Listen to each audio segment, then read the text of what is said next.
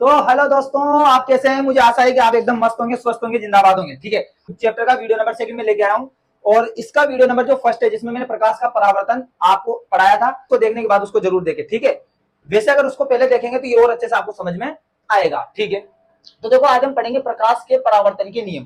पिछले वीडियो में हमने प्रकाश का परावर्तन क्या होता है उसको अच्छे से समझा था। अब उसके कितने नियम होते हैं? तो उसके होते हैं 2 नियम।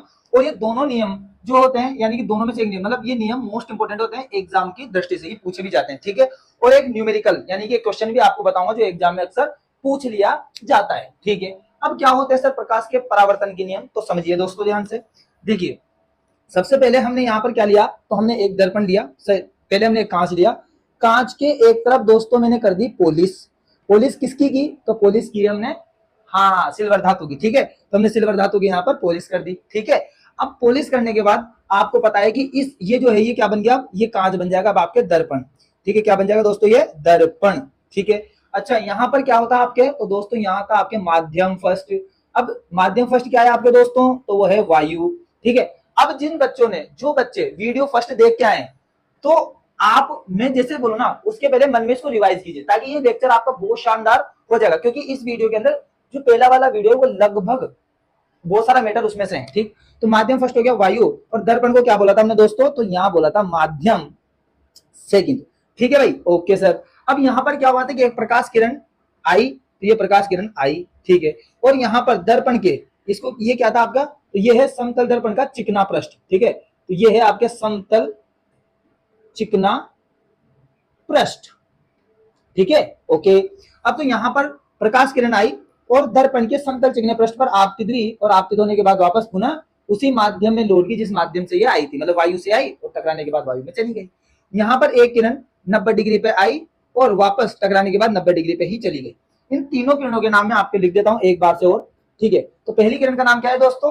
बिल्कुल सही, इसका नाम है आपके आपतित किरण। क्या नाम है दोस्तों? आपतित किरण। बहुत बढ़िया, वेरी नाइस। अच्छा, उसका नाम क्या है? तो हाँ, हाँ, इसका नाम है आपके परावर्तित किरण। क्या है दोस्तों? परावर्तित किरण। बहुत बढ़िया। और तीसरी किरण का नाम क्या है आपके? तो तीसरी किरण का नाम है आपके अभिलंब किरण। क्या नाम है दोस्तों? अभिलंब किरण। ठीक, अच्छा, आपतित किरण इसका इसलिए क्योंकि ये आने वाली किरण है।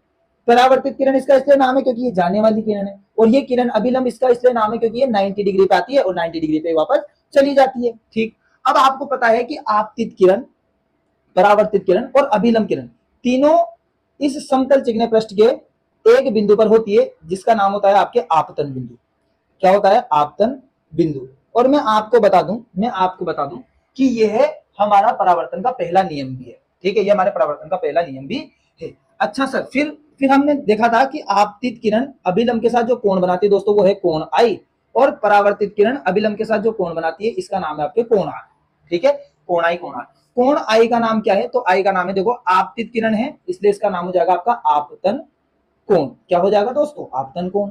और ये परावर्तित किरण है, इसलिए परावर्तित किरण अभिलंब के साथ जो कोण बनाती है उसका नाम हो जाएगा आपके परावर्तन कोण। कौन सा कोण? परावर्तन कोण। ठीक, अब हम बारी बारी से दोनों नियमों को सीखते हैं।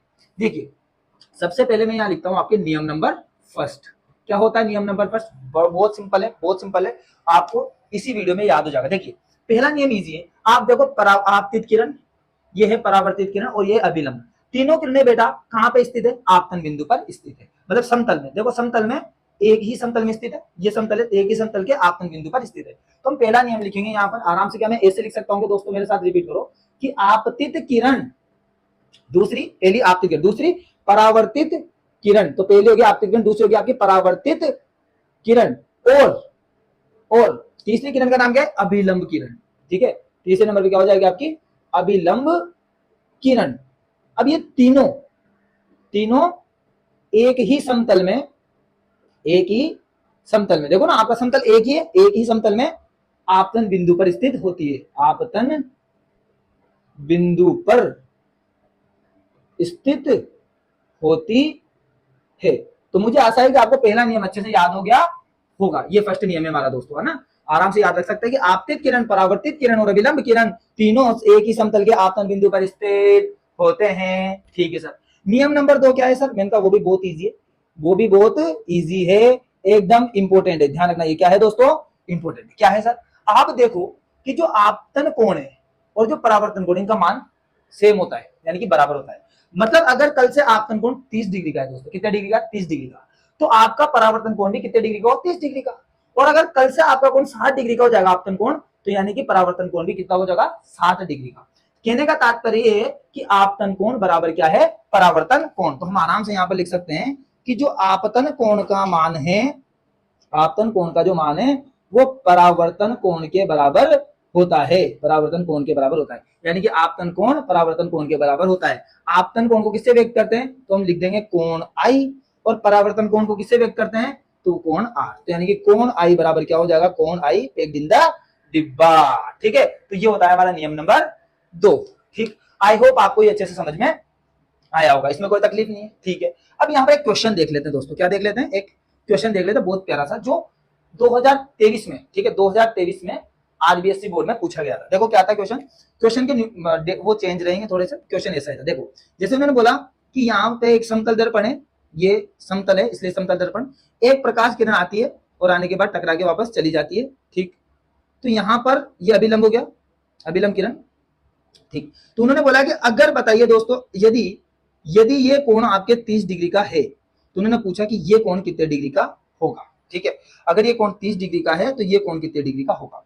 तो इसको कैसे करना, तो आप ये देखो कि ये किरण जो है ये क्या है? अभिलंब किरण। और आपको बता दो ये पूरा जो कोण है कितने डिग्री का बनता है दोस्तों? 90 डिग्री का। ठीक है, जब ये पूरा 90 डिग्री का है और ये 30 डिग्री का है, तो 90 में से अगर 30 जाएगा दोस्तों तो कितना बचेगा? 60 बचेगा। तो यानी कि ये वाला जो कोण है कितना आ गया? 60 का। या फिर आप ऐसे भी सोच सकते हैं, अगर ये 60 है दोस्तों तो ये भी कितने डिग्री का होगा? 60। या आप ऐसे सोचो कि अगर ये 30 डिग्री का है, तो यानी कि सीधी सी बात है ये भी कितने डिग्री का होगा? 30 डिग्री का होगा। और ये पूरा का पूरा 90 डिग्री का है, तो 90 में से 30 जाएगा तो ये कितना आएगा? 60 आएगा। यानी कि ये वाला क्वेश्चन आपका था, यहाँ पर जो आंसर है वो कितने डिग्री हो जाएगा? तो 60 आंसर हो जाएगा। कितना हो जाएगा? 60।